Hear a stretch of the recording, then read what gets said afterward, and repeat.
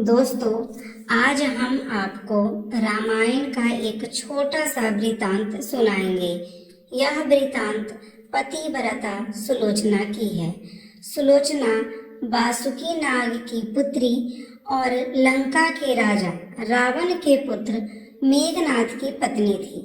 लक्ष्मण के साथ हुए एक भयंकर युद्ध में मेघनाद का वध हुआ। उसके कटे हुए शीश को भगवान श्री राम के चरणों में लाया गया। अपने पति की मृत्यु समाचार पाकर सुलोचना अपने ससुर रावण से राम के पास से पति का शीश लाने की प्रार्थना की, किंतु रावण इसके लिए तैयार नहीं हुआ।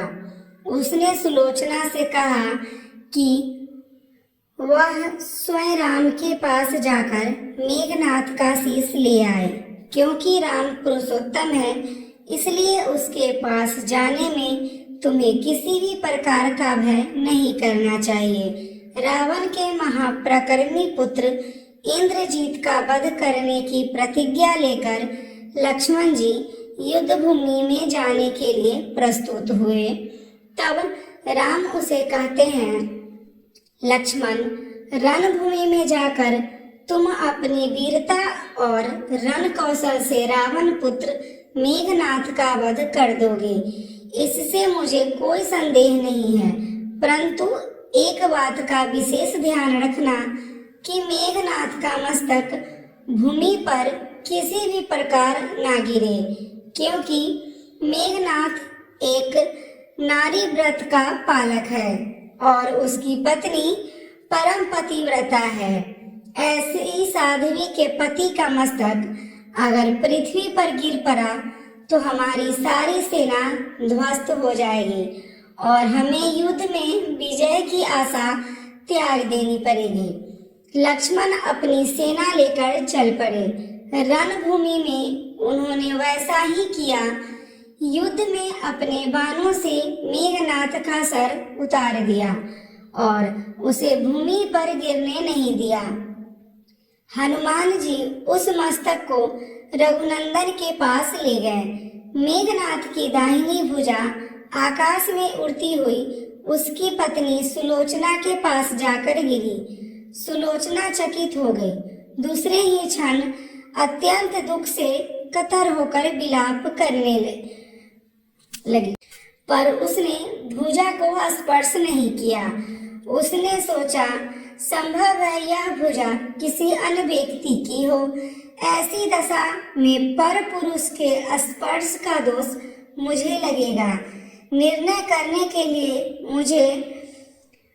उसने भुजा से कहा, यदि तुम मेरे स्वामी की भुजा हो तो मेरे पतिव्रत की शक्ति से युद्ध का सारा वृतांत लिख दे।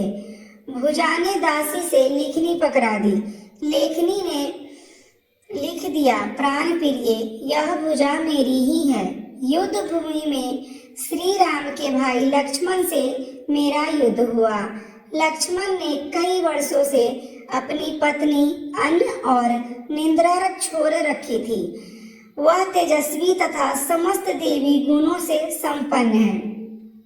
संग्राम में उनके साथ मेरी एक न चली।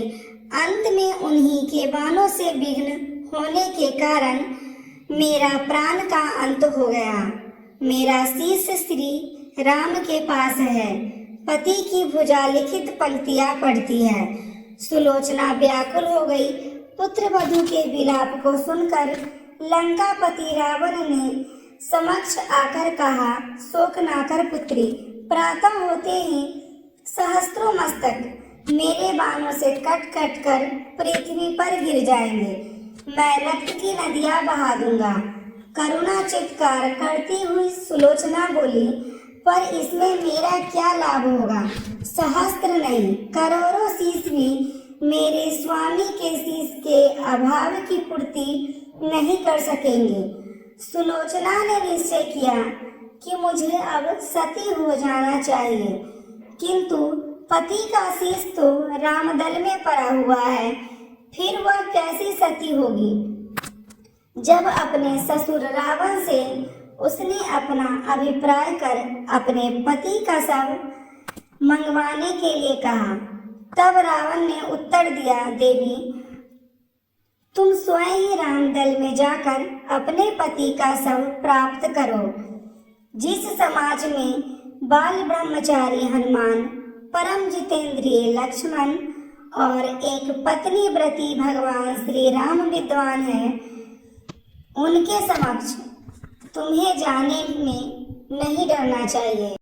मुझे विश्वास है इन सभी महापुरुषों के द्वारा तुम निराश नहीं लौटोगी। सुलोचना पति का शव लेने रामलला पहुंची। रामदल पहुंची। सुलोचना के आने का समाचार सुनते ही श्री राम खड़े हो गए और स्वयं चलकर सुलोचना के पास आए। बोले, देवी तुम्हारे पति विश्व में अन्यतम योद्धा और पराक्रमी थे। उनमें बहुत से सद्गुण थे, किंतु विधि की लिखी को कौन बदल सकता है। आज तुम्हें इस तरह देखकर मेरे मन में पीड़ा हो रही है। सुलोचना भगवान की स्तुति करने लगी। श्री राम ने बीच में ही उसे टोकते हुए कहा, देवी मुझे लज्जित ना करें। पतिव्रता का महिमा अपार है, उनकी शक्ति की तुलना नहीं की जा सकती। मैं जानता हूँ तुम परम सती हो। तुम्हारे सतीत्व से तो विश्व भीतर रहता है। बताओ कि मैं तुम्हारी किस प्रकार से सहायता कर सकता हूँ। सुलोचना ने अश्रुपूरित नयनों से प्रभु की ओर देखा और बोली, राघवेंद्र मैं सती होने के लिए अपने पति का मस्तक लेने यहाँ पर आई हूँ। श्री राम ने शीघ्र ससम्मान मेघनाथ का शीश मंगवाया और सुलोचना को दे दिया।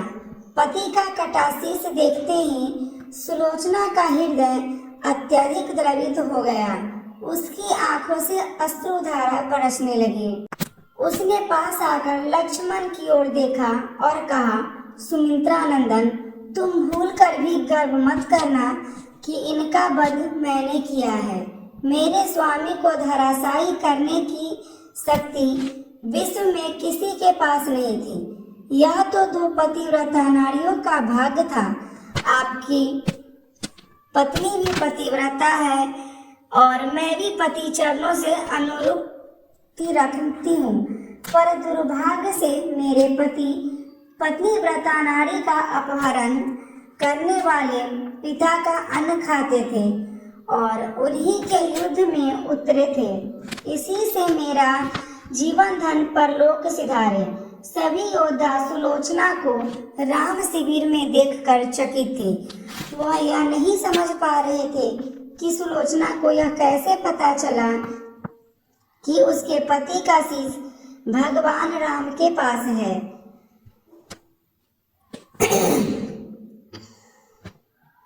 जिज्ञासा शांत करने के लिए सुग्रीव ने पूछा कि यह बात उन्हें कैसे ज्ञात हुई कि मेघनाथ का शीश श्री राम के शिविर में है।